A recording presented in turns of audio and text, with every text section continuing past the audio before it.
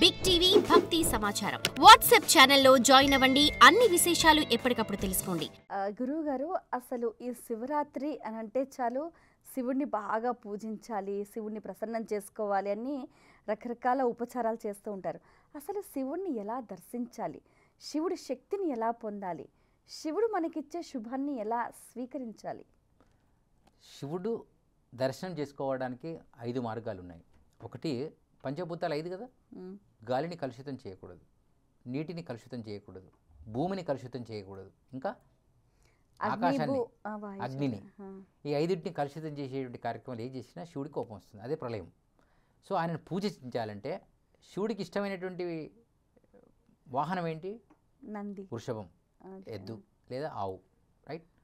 దాన్ని మనము ఆరాధన చేయాలి, దాన్ని మనం సంతోషపెట్టాలి. ఆయన సంతోషిస్తాడు, నీకు వరం ఇస్తాడు. అలాగే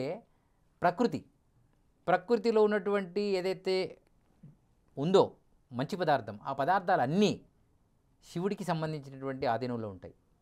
సో వాటిని ఏది, ఇప్పుడు మనం గడ్డిని తినం, కానీ గడ్డిపై మోసినటువంటి బియ్యాన్ని తీసుకుంటాం. ఆకులను తీసుకోం, దానిపైన మోసినటువంటి తామర పుష్పాన్ని తీసుకుంటాం. అవునా కదా? అలానే ఫలితాన్ని వారు ఇస్తారనమాట, ఏది తీస్తున్నారు, ఏది చేస్తున్నారు అనే దాని మీద. అయితే శివరాత్రి రోజు ఏ పూజలో మహాసంకల్పం ఏమిటంటే శివుని మీద మనసు పెట్టడమే. చాలామంది అనుకుంటున్నారు శివరాత్రి రోజు బాగా ఉపవాసం ఉండాలని. ఇది 1000% తప్పన్నారు వీరబ్రహ్మేంద్ర. 1000%. ఒక్క పొద్దులని ఎండుచునుంటే ఒనరుగజడెదవు ఒరే ఒరే ఏకమైన వైభవమూర్తిని చూచుచునుండుట సరే సరే అన్నాడు. రోజు ఒక్క పొద్దు ఉండేవాడు ఆ రోజు ఉండొచ్చట. శాకాహారులు అయితే అసలు ఒక్క పొద్దే ఉండొద్దు అన్నాడు ఆయన. అంటే ఒక్క పొద్దు అంటే ఆ 24 గంటల పొద్దును శివుడిపైనే నువ్వు కాంక్షణ పెట్టి అదే తిష్యంలో, ధ్యానంలో, జపంలో, కార్యంలో ఉండాలి. అంతే తానే భోజనాలు మానేస్తే జఠరాగ్నికి సమయానికి భోజనం అందకపోతే ఆ జఠరాగ్ని కొట్టుకుండి అందులో ఉన్న శివుడు కూడా బయటికి వెళ్ళిపోయి మనస్సు అంతా ఆకలి మీద వెళ్తుందంట. ఉపవాసం పేరు మీద మనసంతా భోజనం మీద పెట్టుకొని ఉపవాసం ఉన్నానని అందుకు చెప్తుంటారు వీళ్ళు. నేను తిని ఉపవాసం ఉన్నానని చెప్పడం గొప్ప విషయం అని వారు చెప్పారు.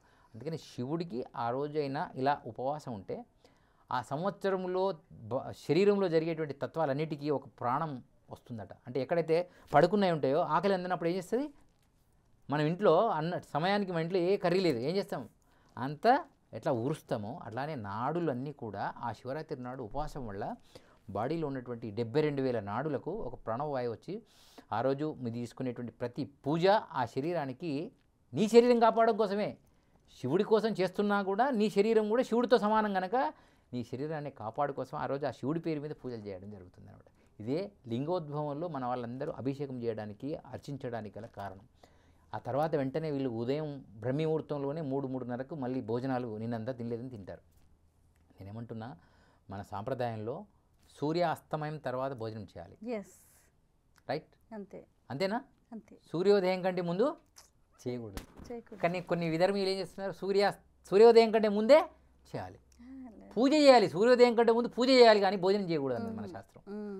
ఎందుకంటే జఠరాగ్ని అనేటువంటి రూపంలో లోపల నువ్వు వేసిన పదార్థము, మనము గోరువెచ్చని ఛాయ్ ఎందుకు తాగుతున్నాం? చల్లటి తాగొచ్చుగా. అంటే అక్కడ ఉన్న జఠరాగ్ని మండుతున్నటువంటి ఇంకో దాని మంటను ఏర్పాటు చేస్తే ఇంకా తొందరగా భస్మం అయిపోతుంది. అది మన సాంప్రదాయంలో ఉంది. అందుకే బ్రహ్మముహూర్తం నుంచి 3:30 ప్రాంతంలో మన వాళ్ళు ఏం చేస్తారంటే నిన్న ఉన్నటువంటి ఆకలికి, ఆ జఠరాగ్నికి ఈ గోరువెచ్చని పదార్థాన్ని జోడిస్తారు ఒక్కరోజు మాత్రమే. మిగతా రోజులందరూ ఆల్రెడీ 6:30 తర్వాతనే పూజలు చేస్తారు, కానీ 6:30 తర్వాతనే చేస్తారు. సాయంత్రం కూడా అంతే 6:30 తర్వాత, సంధ్య తర్వాతనే చేయాలని మన శాస్త్రం చెప్తుంది. అలా శివ పూజ రోజు పత్రం అంటే పత్రి, దానికి ఇప్పుడు మీరు చెప్తున్నాం అదేవి 2 పత్రాలు ఉన్నాయి. 3 ఆకులతో వచ్చేటువంటి పత్రాన్ని ఏమంటారు? బిల్వపత్రం అంటారు. ఇంకో పత్రం ఉంది మారేడు పత్రం. అవునా? వీటి వల్ల మారేడు బిల్వపత్రం అనేటువంటి ఆయుర్వేదంలో అత్యంత పవిత్రమైనటువంటి ఆయుర్వేద సూక్తం అది. దాన్ని పొడి కట్టుకొని తాగినా, ఆ మారేడు ఒక పండును తిన్నా వాళ్ళకి ఒక ఇమ్యూనిటీ వస్తుంది అనమాట. సో అందుకే మారేడు పద్ధతి పూజ చేస్తే ఆ రోజు అవన్నీ ఆ శివంగా మీద పెట్టినప్పుడు, నీళ్ళు పోసినప్పుడు ఆ ఆకులో ఉన్నటువంటి పదార్థాలన్నీ, లవణాలన్నీ బయటకు వచ్చి అవి నీకు ఇమ్యూనిటీగా చెందుతాయి అనమాట. అందుకని ఆ తీర్థాన్ని మనం తీసుకోవడం జరుగుతుంది. ఇలా మారేడు పత్రులతో చేయమని. నారికేలం అంటే కొబ్బరికాయతో కొడితే అది భూమి నుంచి డైరెక్ట్గా చెట్టుకి వెళ్ళి చెట్టు నుంచి డైరెక్ట్గా కొబ్బరికాయలకు వస్తుంది. అది పవిత్రమైన జలం అని చెప్పేసి మనం భావిస్తాం. ఎందుకంటే బావిలోకి వెళ్తే అలా పాము తేలు ఏవో ఉంటాయి, ఎంగిలి అవుతుందని చెప్పేసి ఇలా తీసుకోవడం జరిగిందనమాట. నారికేల పుష్పం ఖచ్చితంగా కొన్ని ఎడారి ప్రాంతాలలో నీరు ఉండదు, అక్కడ ఈ కొబ్బరికాయ పనిచేస్తుంది నీళ్ళ ద్వారా. సో అందుకే నారికేలాన్ని ఏ దేశంలో ఏ ప్రపంచంలో ఎక్కడైనా కొట్టొచ్చని శివలింగం ద్వారా మనకి ఇచ్చారు. నేను ఏమంటున్నానంటే లింగోద్భవం టైల్లోనే మొక్కాలి, శివరాత్రి నాడే దేవుని మొక్కాలి, మిగతా రోజులు మొక్కకూడదు అనేది హిందూ ధర్మంలో లేదు. హిందూ ధర్మంలో సోమవారం నుండి మళ్ళీ సోమవారం వరకు ఎన్ని పూజలనే చేసుకోవచ్చు. కొందరు శుక్రవారం పూజలే చేస్తారు, కొందరు ఆదివారమే చేస్తారు, అది వాళ్ళ కర్మ. నిత్యం అనేకమైన దేవతల ఆరాధన ఇంకా మనకు చాలా డేట్లు కావాలి, మనకి ఇంకా చాలా వారాలు కావాలి, కానీ 7 వారాలతో మనం సరిపెట్టుకున్నాం. నేనేమంటున్నా ఈ పూజలన్నీ కూడా నీ ఆరోగ్యాన్ని కాపాడేటువంటి పూజలే, నీ ఉపవాసాలే నీ ఆరోగ్యాన్ని కాపాడే పూజలే, నువ్వన్నీ భక్తి నీ భగవంతుని మీద మనస్సును పెట్టడానికి చేయాల్సినటువంటి పండుగలే. శివరాత్రి రోజు మనము ఖచ్చితంగా ఆవును ఆరాధన చేయాలి. అలాగే ప్రకృతి పూజ, మారేడు పత్రి బిల్వపత్రం అన్నాము, వాటిని పెట్టి పూజా పుష్పాలతో అలంకరించి స్వామివారిని మనం పూజించాలి. అలాగే ఆవు యొక్క పాలు దానిపైన అభిషేకానికి పెట్టాలి. ఆవు పెరుగు, తేనె, కండ చక్కెర, చక్కెర కాదు చక్కెర విషం, కండ చక్కెర లేదా బెల్లం, తేనె ఇలాంటి పదార్థాలతో ఆ ఇమ్యూనిటీని తీసుకొని తీర్థంతో సరిపుచ్చుకొని ఆ ఒక్కరోజు ఉపవాసం ఉండడం వల్ల సంవత్సరం అంతా శక్తి, శివుడి యొక్క శక్తి మన లోపల వస్తుందనే భావననే శివరాత్రి పండుగ. సో ఆ శివరాత్రి ఎందుకు వచ్చిందో మీకు చెప్పాను. ఏ విషయాన్ని అయితే హాలాహలంగా తీసుకొని ఇక్కడ ఆపాడో అతను నిద్ర లేవడానికి, ప్రపంచానికి మళ్ళీ అతను మనం దర్శించుకోవడానికి, అతనికి హాని జరగకుండా ఉండడానికి సాక్షాత్ నేను చెప్పానే విశ్వకర్మ భగవాన్ అతన్ని మనం వేడుకున్నాం.